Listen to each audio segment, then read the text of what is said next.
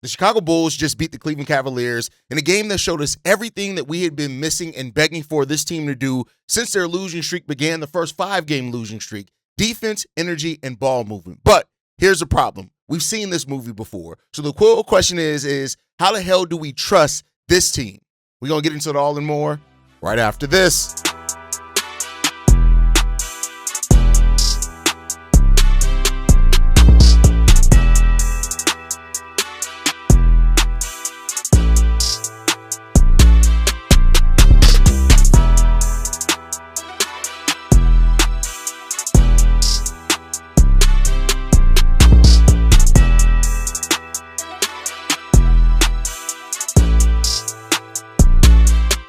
What's going on, Bulls fans? Welcome to another episode of Chicago Bulls Central, your number one spot for everything Chicago Bulls related. I'm the host there, Haize, but more importantly, you guys can follow the channel at Bulls Central Pod on every social media platform we happen to be on. With that said, let's go ahead and get into this content today, y'all. And the Chicago Bulls got a big win yesterday against the Cleveland Cavaliers, and it's a win that should remind fans exactly why this team is so frustrating, right? I know you guys probably thought something positive was going to come after that, but no, it was the exact type of win that reminds us of why this team could be so frustrating as a Bulls fan. The Chicago Bulls got a double-digit win against a Cleveland Cavaliers team that came into the season with championship aspirations. Now, they're disappointed and they've fallen behind the 8-ball. They fall to 15-13 on the season, but I tell you what, wouldn't we love to be 15-13 on the season, above 500?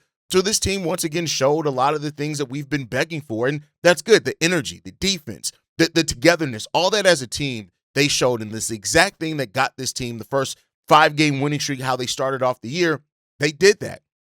And it was great to see. And the Chicago Bulls got their 11th win on the season. They moved back into the 10th seed, where it's a very familiar position for the Chicago Bulls, but between the 10th and the 9th seed is 4 games separating us there, right? So, it is what it is there, but it just reminds what this team is capable of. Josh Giddey and Coby White looked like a solid backcourt that was locked in together and what they were able to do as a unit. 48 points between those two players, 16 assists, multiple rebounds they did as a team, and 4 steals.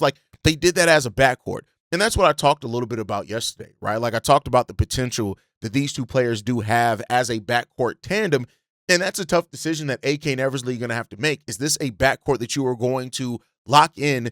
If Coby White gets to 30, which I think Coby White's injury and performance so far this year may have knocked that down a little bit. We'll see in negotiations, but are you gonna lock in upwards of $50-55 million for this backcourt? And that's a legitimate question that they have to ask, right?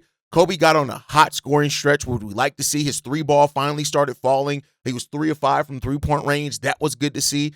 And it just, again, he rediscovered that 3-point shot. He got to the free throw line 7 times as well. So we talked about how that changes a lot for Coby White when the 3 ball's falling, with the way he's been on a career year as far as getting to the free throw line. We saw all of that. It was really good. Josh Giddey got another triple-double, a 23-point triple-double at that, with 11 rebounds, 11 assists. He made big shots down the stretch of this game. And once again, Josh Giddey organized an offense that was playing with energy, and he had 5 of his 11 assists went just to Nikola Vucevic. That was, again, Josh Giddey showing leadership, showing poise, and showing an ability to get other players involved. He makes other players better. That's what Josh Giddey did last night. It was good to see that. And then talking about Nikola Vucevic, even a 20-point game from Nikola Vucevic after what's been the absolute worst stretch of his entire career we've seen from Nikola Vucevic. He gives you 20 and 9 with a block and some steals as well, right? Isaac Okoro didn't take a single 3. He played with energy. His defense is cutting to the rim. All big things for this team. We even discovered a new lineup, the double big lineup, something that Bulls fans have been asking Billy Donovan to be more open to for years. We saw that last night, and the Bulls were nothing but positive across the board with that double big lineup. A net rating of plus almost 40. In that case, a defensive rating as low as in the 50s.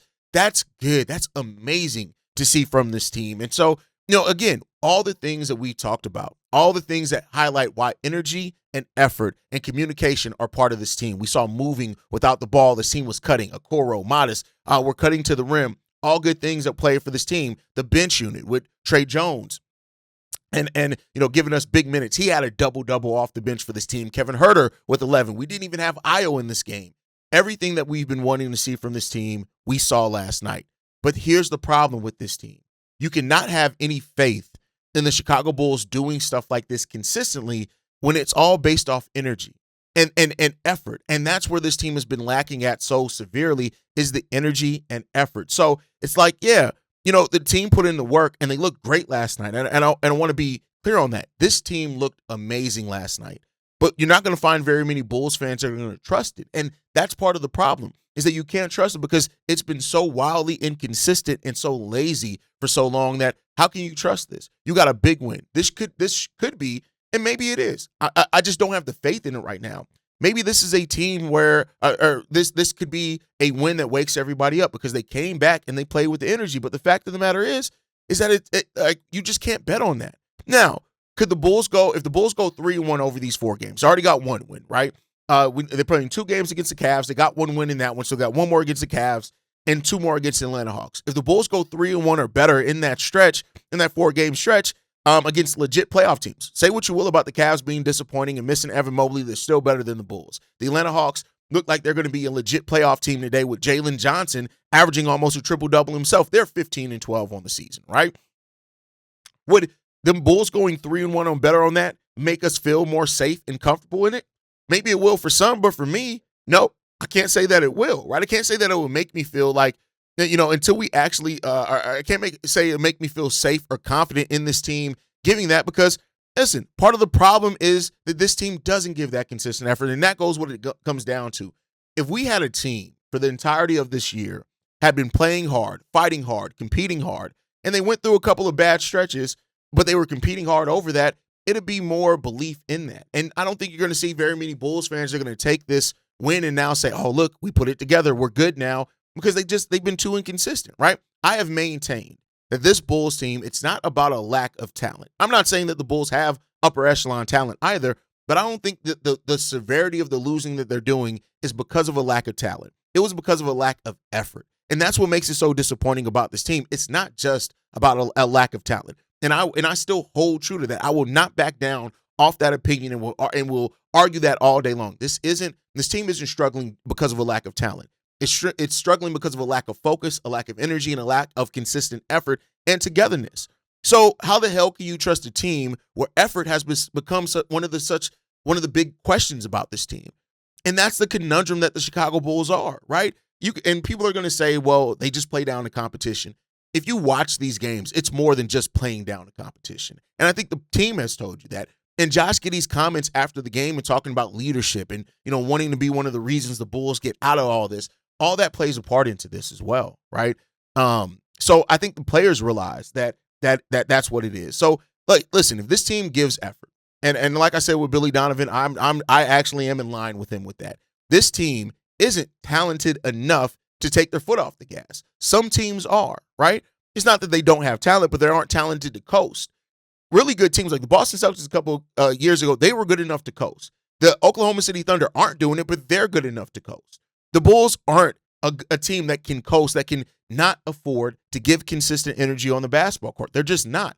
They have to give that effort. They have to get that if they're going to want to stack wins. And we'll see, right? But this is the 2025-26 season for the Chicago Bulls. This is what the experience has been so far. A mixed bag of just things that are crazy, right? Things that are in their control, things that are out of their control, but it still all leaves us in the same place where we are, and that is this team is frustrating. This team has been disappointing, but this team is going to get some wins where you look at this and you say to yourself, well, damn, why don't we see this more often? And that's going to be one of the huge questions that continue against this team. And we'll see if they can eventually do it. I hope that they can. I hope that this team can rediscover the energy and effort that's needed. And then maybe that's not a thing that we talk about anymore. I would love to see that from this team. I would love to be able to just be quiet and say, hey, listen, we lost this game because this team had more talent than us. I would love to be able to say that. But as it stands right now, I cannot come off the place where I'm at as far as effort still being that. Until we see that consistent effort from this team, we are going to be in this spot. So let's see what we can do. Let's see how we can come out of it. And maybe this can be a win that jumpstart things. I just have to see it anymore because, like I said before, there are no more restarts on the season unless you go out there and make one. Because right now, I see this as a really good win, but can you do it again? That's my question now. Go out there and do it again. And if you do, eventually I'll shut up about the effort. But go out there and do it again. With that said, I want to get into this 3-team trade rumor that popped up. This one comes from Pimp It Ain't Easy. And they presented a trade rumor in which Giannis Antetokounmpo can get to the Indiana Pacers, and somehow the Bulls come away with Pascal Siakam in this. Now everything is good with the Bulls in this case, but let's talk about this, right? Again, take this for what you will. It's a huge grain of salt. So we know that there's a lot of rumors around Giannis being moved. We also heard that the Milwaukee Bucks could actually be looking to add to that team rather than break everything apart at this year's trade deadline, trying to convince Giannis to stay, right? So the good people over at Pip It Ain't Easy cooked up a 3-team trade. That would be Giannis Antetokounmpo and Nikola Vucevic going to the Indiana Pacers. The Chicago Bulls would come away with Pascal Siakam in this trade, Kyle Kuzma, and TJ McConnell. Now, Pascal and TJ are two players that I would love to have on this team, right? Now, it is what it is there. I do think there's some questions on where TJ would fit in with where the rotations are. In this trade, though, the Milwaukee Bucks would walk away with Zach Collins, Kevin Huerter, Ben Mathurin, Obi Toppin, and Isaac Okoro. They would get a 2026 first-round pick from Chicago, a 2032 first-round pick from Chicago, a 2027 first-round pick from Indiana, a 2029 first-round from Indiana, and a 2031 pick from Indiana. So they're getting 5 first-round picks back, right? Now, I don't think that this is the best deal, and I don't think that at all. But this would be AK actually taking advantage of expiring contracts and cap space to go out and get a player like Pascal Siakam. Now, I do think this rumor is taking to light to literally what we heard a couple of weeks ago about the Bulls wanting to build like Indiana, and they're looking for their version of Pascal to pair with Josh Giddey, and I think that's really what this is rooted in, if I'm being 100% honest. And coming away with Kyle Kuzma's contract and then leaving and also giving up 2 first-round picks. So let's say this. Are Pascal Siakam and TJ McConnell worth 2 first-round picks unprotected? That's what you have to ask yourself, as well as you're giving up Kevin Huerter and Zach Collins in that case. If you look at this, then you'd be left with Pascal Siakam as your 4. You'd move Modest to the 3. And then you'd still you had Jalen Smith as your starting 5. So I don't know if I love this deal. Right now, is this a version of this deal that I can see? I would love to find a version of this to where we don't have to take Kyle Kuzma back, and maybe we don't get Pascal, but maybe we get Ben Mathurin or Obi Toppin.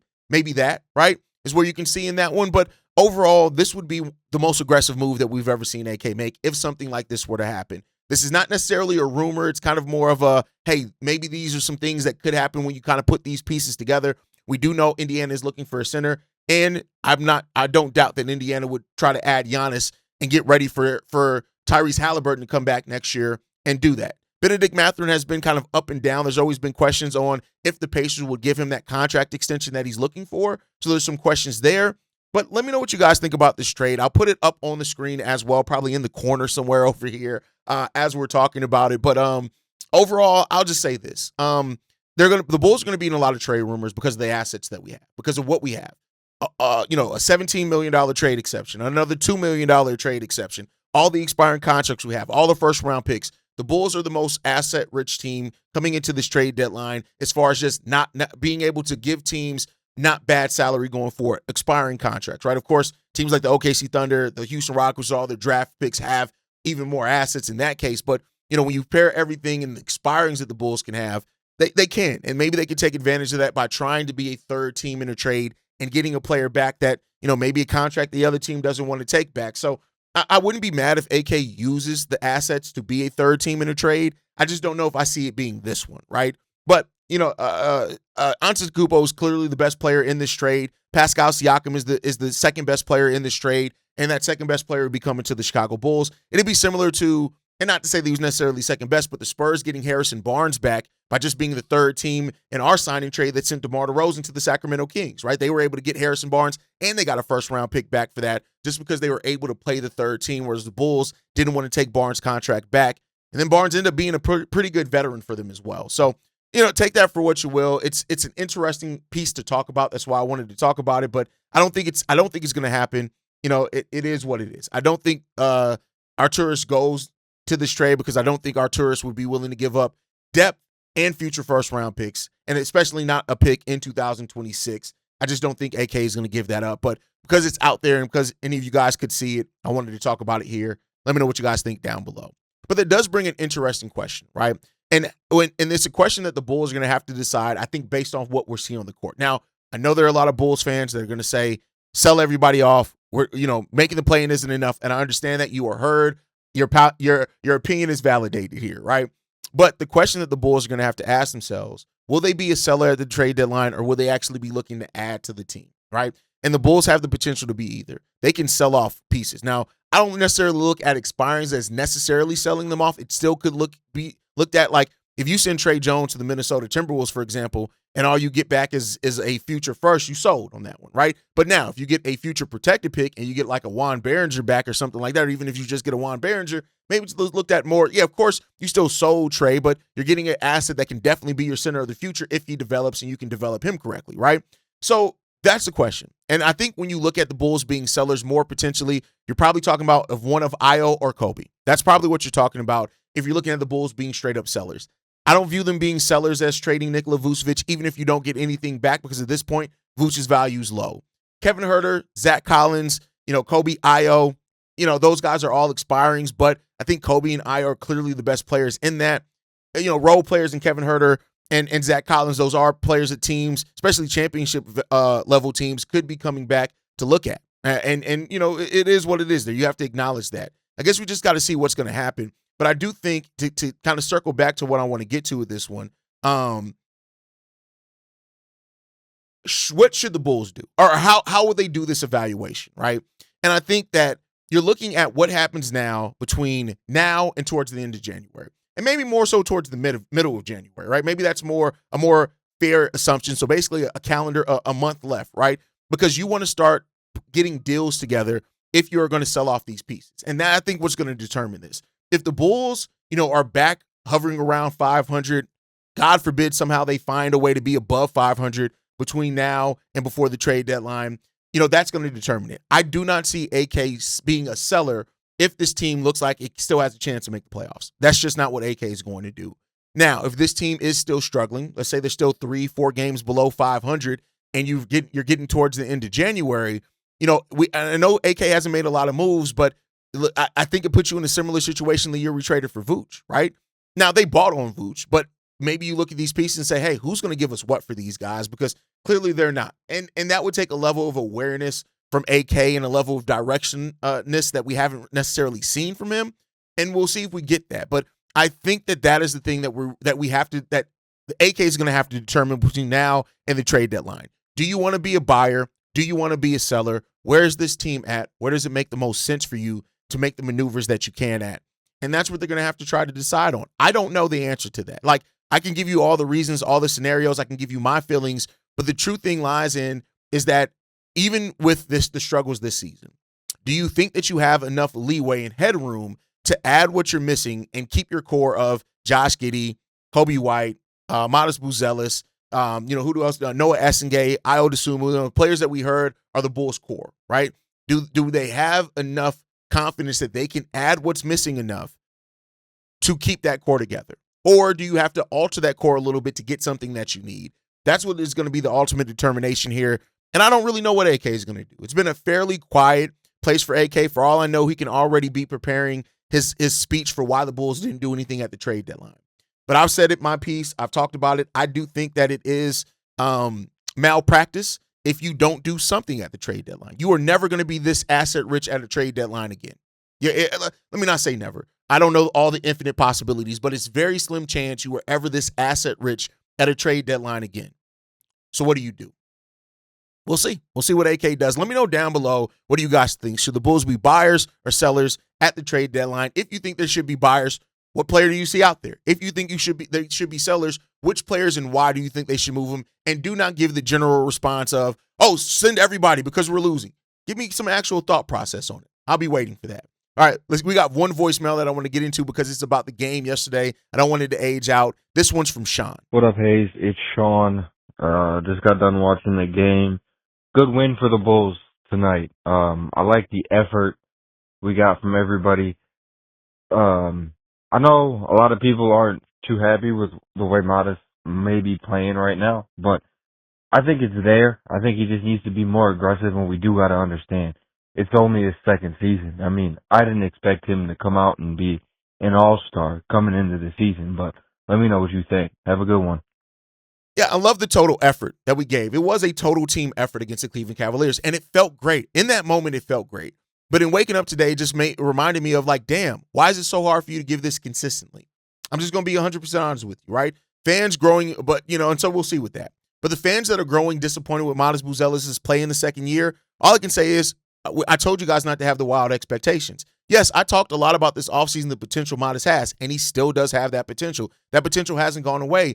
But you don't typically see players make that step unless they are the player on the team, like unless the team is rebuilding in their second year.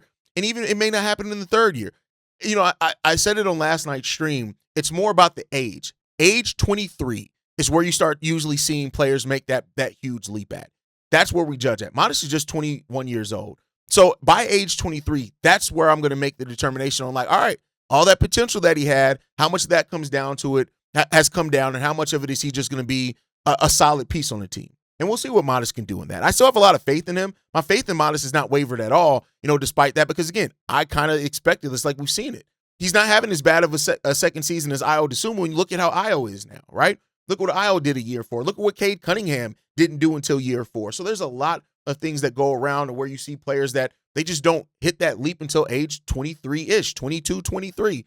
So we'll see what Modest Buzelis does. And if he does it, great. If he doesn't, I already know there are going to be some Bulls fans waiting with pitchforks saying that Modest was never that good in XYZ, but it is what it is. I'm not going to make my overall determination on Modest based off year 2 because, again, I didn't expect a huge leap in year 2. Let me know what you guys feel on that down below. But that's it for today's episode, y'all. Big win, but still some big questions and the same uneasy feeling that we've had about the Chicago Bulls team for years about being stuck in mediocrity. Make sure you guys like the channel, like the video, subscribe to the channel as well. Leave your thoughts in the comments as always, because I know the Bulls Nation is going to be split, and it's going to be split for a while. But you guys can follow us at Bulls Central Pod. You can send us any feedback, questions, comments, concerns, bullscentralpod@gmail.com. And lastly, if you want to leave a text message and our voicemail for the mailbag, the number to do so, 773-270-2799. We are the #1 spot for everything Chicago Bulls related, but that is thanks to you, lovely and beautiful people. And like I like to end every episode on, stay safe, go Bulls, and always see red if you can, y'all. Peace. This has been a presentation of the Break Media.